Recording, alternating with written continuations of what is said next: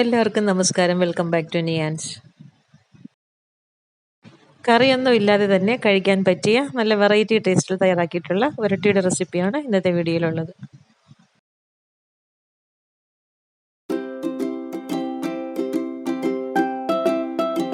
ഇത് തയ്യാറാക്കുന്നതിന് വേണ്ടി 1/4 കപ്പ് ശർക്കര ഒരു പാത്രത്തിലേക്ക് ഇട്ട് കൊടുക്കാം.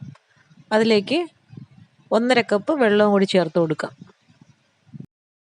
ഇനി അതിലേക്ക് ഒരു നുള്ളു ഉപ്പും ഇട്ട് കൊടുത്ത് 1/2 കപ്പ് തേങ്ങ ചിരകിയതും കൂടി ചേർത്ത് കൊടുക്കാം. തേങ്ങ ഇട്ട് കൊടുത്തതിന് ശേഷം നന്നായിട്ട് ഇതിനെ ഒന്ന് ഇളക്കി കൊടുക്കാം. ഇനി ഇതിലേക്ക് ഒരു 3 ഏലക്കായും കുറച്ച് കാഷ്നട്ടും കൂടെ പൊടിച്ചതാണിത് 1 ടേബിൾ സ്പൂൺ ഇതിലേക്ക് ചേർത്ത് കൊടുക്കാം. ഇനി വെള്ളം നന്നായിട്ടൊന്ന് തിളച്ച് വരുമ്പോൾ ഇതേപോലെ ഒന്ന് മിക്സ് ചെയ്ത് കൊടുക്കാം.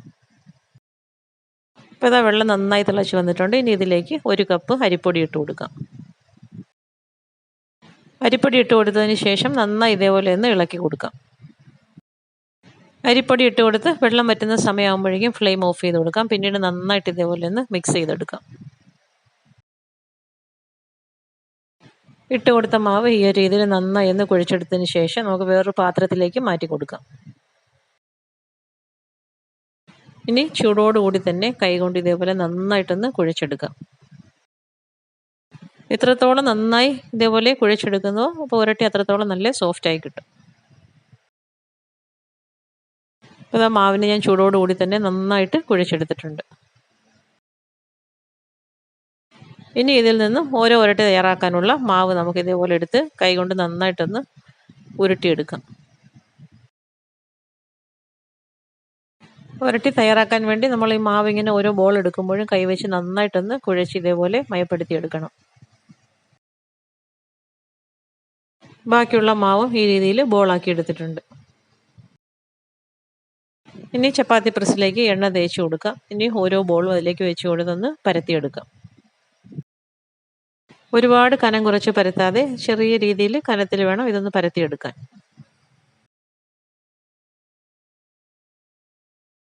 അപ്പോൾ അതാ ഈ രീതിയിൽ ഉരട്ടിയെല്ലാം തയ്യാറാക്കി എടുത്തിട്ടുണ്ട്.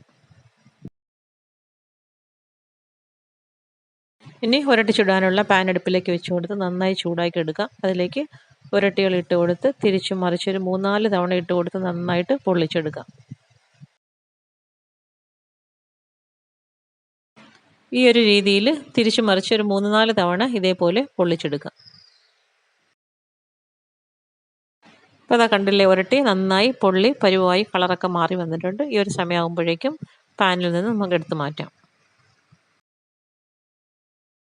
അടുത്തത് ഇട്ട് കൊടുത്ത് ഇതേപോലെ തന്നെ 3-4 തവണ തിരിച്ചും മറിച്ച് വിട്ട് നന്നായി പൊള്ളിച്ചെടുക്കാം.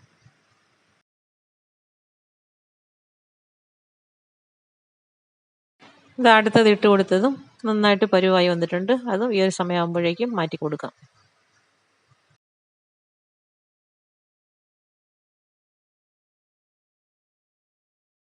ഇപ്പോൾ തയ്യാറാക്കി വെച്ചിരുന്ന ഉരട്ടിയെല്ലാം ചുട്ടെടുത്തിട്ടുണ്ട്. ഇനി നമുക്കിതിലേക്ക് തേങ്ങാപ്പാൽ തയ്യാറാക്കിയെടുക്കാം. ഉരട്ടി എപ്പോഴും നമ്മൾ കറിയും കൂട്ടിയല്ലേ കഴിക്കുന്നത്. അപ്പോൾ ഈ ഒരു രീതിയിലൊന്ന് ട്രൈ ചെയ്ത് നോക്കും.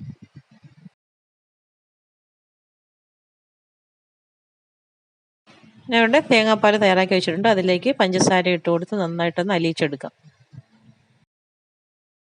മധുരം എത്രത്തോളം ആവശ്യമാണ് അതിനനുസരിച്ച് പഞ്ചസാര ചേർത്ത് കൊടുത്ത് നന്നായി അലിയിച്ചെടുക്കാം. ഇനി തയ്യാറാക്കി വെച്ചിരിക്കുന്ന തേങ്ങാപ്പാൽ ഇതേപോലെ ഉരട്ടിയിലേക്ക് ഒഴിച്ചു കൊടുത്ത് ഉരട്ടി നന്നായി ഒന്ന് കുതിർത്തിയെടുക്കാം. സൂപ്പർ ടേസ്റ്റുള്ള ഉരട്ടിയാണ്. ഈ ഒരു രീതിയിലൊന്ന് തയ്യാറാക്കി നോക്കൂ. വീഡിയോ ഇഷ്ടമായി ലൈക്ക് ചെയ്ത് സബ്സ്ക്രൈബ് ചെയ്ത് സപ്പോർട്ട് ചെയ്തേക്കൂ.